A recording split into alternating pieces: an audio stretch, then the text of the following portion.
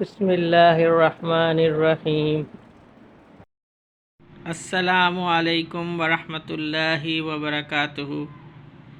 حکایت الصحابہ رضی اللہ تعالی عنہ میں سے ہے آج کی تعلیم۔ حکایت الصحابہ چیپٹر نمبر 11 اور پیج نمبر 162،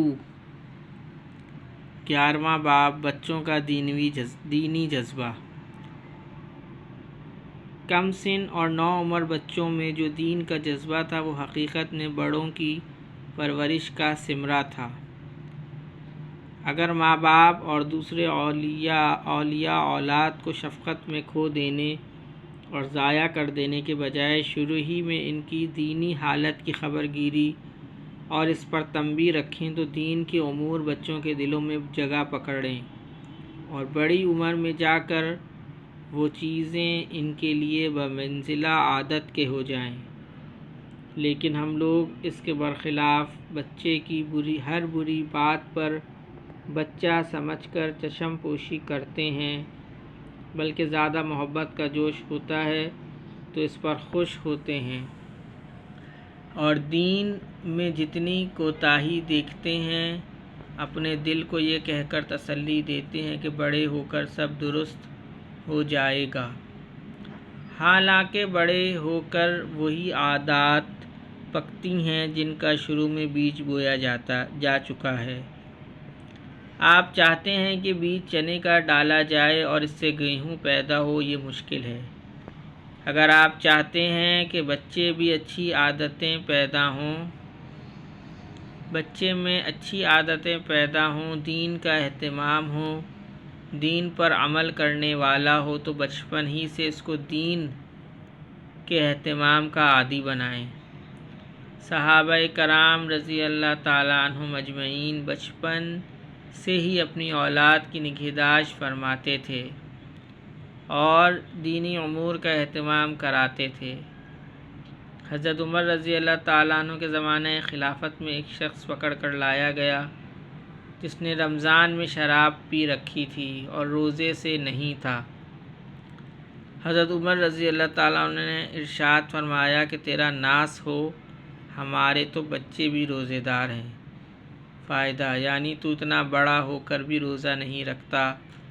اس کے بعد اس کے 80 کوڑے شراب کی سزا میں مارے اور مدینہ منورہ سے نکل جانے کا حکم فرما کر ملک شام کو چلتا کر دیا۔ بچوں کو روزہ رکھوانا۔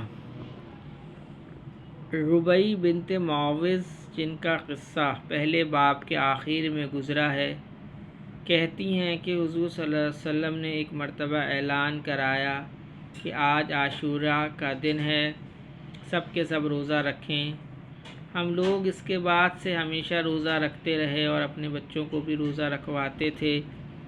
جب وہ بھوک کی وجہ سے رونے لگتے تو روئی کے گالے کے کھلونے بنا کر ان کو بہلایا کرتے تھے اور افطار کے وقت تک اسی طرح ان کو کھیل میں لگائے رکھتے تھے۔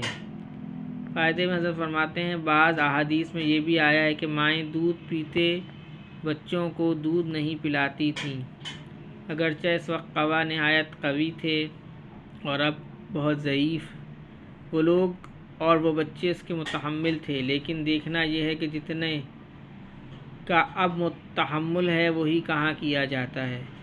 تحمل کا دیکھنا تو نہایت ضروری ہے، مگر اب جس کا تحمل ہو اس میں کوتاہی یقیناً نامناسب ہے۔